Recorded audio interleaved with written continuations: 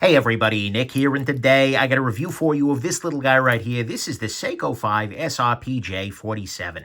Very, very interesting little watch. But before I go any further, I want to thank Lewis Jewelers over in Ann Arbor, Michigan for sending this guy along. They are not the manufacturer, but they are a retailer. They are an authorized dealer for Seiko, Omega, Tudor, Tag, Breitling, and more. They're my AD. They've been great to me, and they could be yours too, right? Call DK, tell him Nick Shabazz sent you. He may be able to help you out with some promotional pricing, etc. But at the very least, he can help you find the watch you want and help you out with any of the brands I talked about there, and maybe just in general. So that's an absolutely beautiful thing.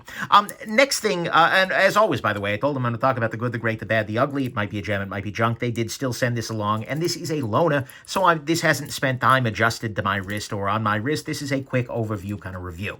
Next thing, let's do some size measurement real quick. This is not a particularly large watch right here. Let's go on ahead and measure it up, and what we see here is its biggest dimension, frankly, is its, well, okay, not numerically, but in terms of salience, it is about 13 millimeters thick, which is not, by the way, particularly thin. The overall size of it without the crown, we're talking about 41 millimeters. With the crown involved, you're closer to 43, although it's an offset crown, so whatever.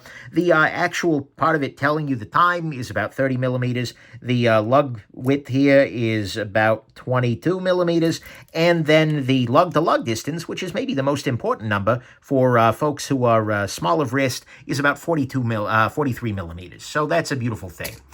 So that's your measurement. And then finally, you might be looking at yourself and going like, this looks like an SKX. This is a Seiko SKX. No, not exactly. This is in the Seiko 5 lineup. But Seiko 5 is a very different thing lately. Seiko 5 is doing very different things, and this is certainly one of the descendants of the SKX, but it is not an SKX anymore. This is the SRPJ47. So anyways, let's go on ahead and jump into the good, the great, the bad, and the ugly of this very interesting watch.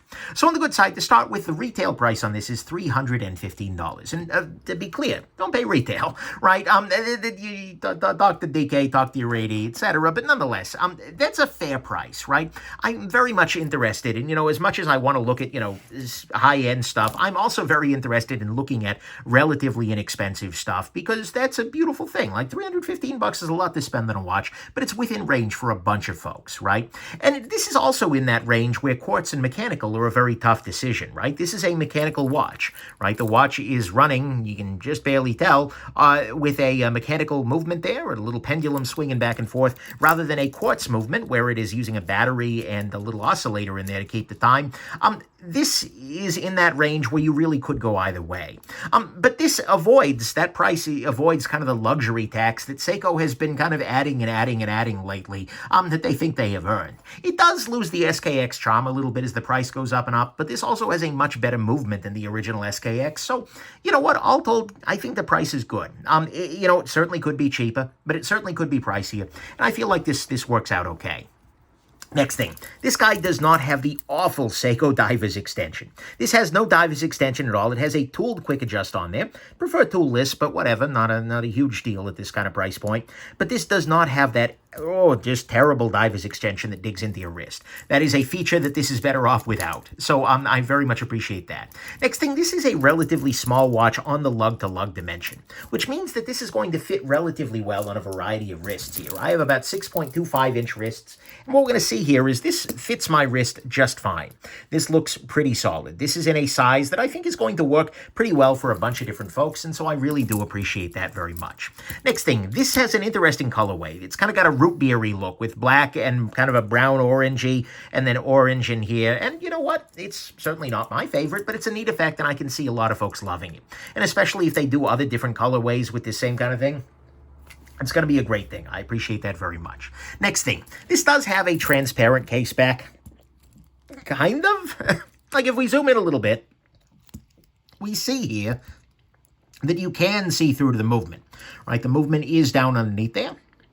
It's kind of covered up by this the opacity here, but it's a Seiko 5 movement, and you can see in there the balance wheel spinning. You can see the mechanical guts of the whole thing underneath there, but, that's definitely a thing. But it is nice to be able to see that and to confirm this is a mechanical watch, so, why not, right? Next thing, this is a 4 o'clock crown, which is going to be a little bit more comfortable for some kind of wrist, so it's not sticking out directly into your wrist on your hand. That can be a nice thing. Next thing, the movement in this is a 4R36 movement. This is similar to the NH36, 6, but a Seiko in-house kind of thing, and it is a day date. So you can see here you have the day, Sunday, and the date, 19, is what it's set to at the moment. It is a 6 hertz movement, so you're going to see 3 ticks per second there. Going along. You have, well, see the hand move 3 times per second. You're getting 6 there. Anyways, I digress. You get a 41-hour power reserve, which means you can take this off your wrist and it will stay going for 41 hours, which is a nice thing. It is both a hand wind movement, so I can turn this crown and wind the mainspring, or it is automatic, meaning that this weight in the back here, as I wear the watch, this weight will move around, and that will itself wind the watch, which is a nice thing. It has a hacking movement, which means if I pull this out all the way, the second hand stops, which allows you to set the second hand precisely, which is a beautiful thing. Although there is no accuracy spec right now on this. This guy ran about 11 seconds fast to 7 seconds fast, depending on the position when I use my time grapher. So, you know, whatever. But this guy is reasonably accurate, at least so far, on the time grapher. So there's that. Next thing, this has a recessed crystal. What we see here is that the crystal is actually underneath this area here, and especially given that this is a Hardlex mineral crystal rather than a sapphire, it is nice to have this crown up here, so fewer things are going to be able to come in and hit your crystal. So that's a nice thing, will help reduce some of the scratches. Next thing, this has a 100-meter water resistance. Here, I'm going to see right there, yeah, 10 bar. Same thing. And what that means is that you basically don't have to worry much about water when you're wearing this. That's a beautiful thing. And then next thing, this last thing on the good side, actually, this has very good Loom. I'm going to go ahead and charge this off camera with a powerful flashlight. What we're going to see here is, oh there, sorry about that. Yeah, that's some pretty powerful Loom. Right, Loom is one of the things that Seiko does very, very well on their divers, and this is great Loom. And we see that although there is no Loom where the day and date windows are, that's a thing to consider, you are able to very easily see where the hole is, so to speak. 12 o'clock looks different from any of the other numbers. It's a great thing. The Loom on this watch is excellent. Absolutely no complaints there. And you see Loom on all 3 hands, so you can see whether the second hand is running just from Loom alone.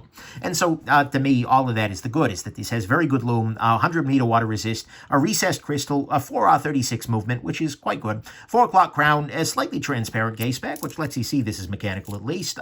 It is an orange and root beer colorway, which ain't my thing, but I bet is a lot of people's thing. It's got a small lug-to-lug, making it pretty wearable. It avoids that awful diver's extension that Seiko does sometimes, and it is a $315 retail price, which is, that's not bad at all. On the great side, to me, actually, I really like this dial, and the reason I say that, I'm not usually a fan of skeleton dials, right? Very often they end up being non-legible messes, but this is just dark enough. Like, if I put a little bit more darkness on there, that completely disappears, right? You are, well, okay, not completely, but it's most of the time, just having this on my desk or something like that, or even being, 3 feet away from it, I actually don't see the date window, right? You can see behind here. This right here is the track for all of the other dates. So we're at 19 now, and then overnight it'll switch to 20, and then 21. And right here, these are all the days, right? So overnight it's going to switch from Sunday to Monday. And we see here that there's actually Spanish in the middle there, right? This particular one has Spanish in the middle because it's in the North American market. In fact, it's San Diego, so it's damn near Mexico. But anyways, so you can see right here, Spanish and then English. But you'll also see them with Japanese in the middle there. But nonetheless, it's there when you look at that. And it's kind of a cool thing, right? You see how the date window, the day window works. But actually, from afar, when you're not looking that closely, even if I zoom out a little bit, it kind of disappears. And instead, what you end up seeing are just the Loom pips, well, more specifically the indices, and the hands, right? And then the exposed day and date. So it's there if you're looking for it, but it's really not if you're not. And when I first saw pictures, like, oh, that's going to be distracting, but in reality, it really isn't. So it's kind of cool when you look, but it's not, it's not a problem when you don't. And I really like that. I think it's a nice mix, and I think it's one of my very favorite kind of skeleton-ish dials that I've come across. They've done a very nice job there. So to me, that's what's great. On the bad side, this is a little bit on the thicker side. 13.4 millimeters is not an impressive thinness, right? And 42 millimeters is still a reasonable diameter, although, again, they've kept a very small lug-to-lug, which makes this wear fine on a wrist like mine. So, not the end of the world. Next thing, this is a Hardlex crystal rather than sapphire. At this price, okay, right? But it's not a really strong value move, right? If Seiko were really concerned about value, this would probably be a sapphire. But whatever, it's not the end of the world. It means it's going to scratch up a little bit more readily, but it is also a little more shatter resistant. Take what you will. But with that covering, meaning that you can't directly hit the crystal because the bezel is raised, it's okay. It's not the end of the world. Next thing, this bracelet, unfortunately, is very lazy. I already said Seiko, so we can go on ahead and assume that. But still, this is using what look to be cotter pin style links. So you push them out all together there. There are no half links on this guy, which is just regrettable. And it does have a tooled quick adjust, which is nice, and I think you need both half links and quick adjust. I've got a whole video about that. But nonetheless, I'd like to see a toolless adjust on something like this.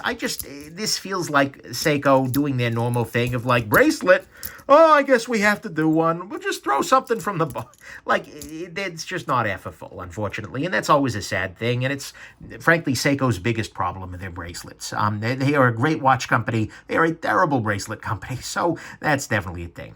Next thing, the case back on this guy. So I like open case backs. I think it's a beautiful thing, and especially on watches where you get, well, this is a much more expensive movement, but still, like, this can be a very nice experience, looking through and seeing the beating heart of a watch.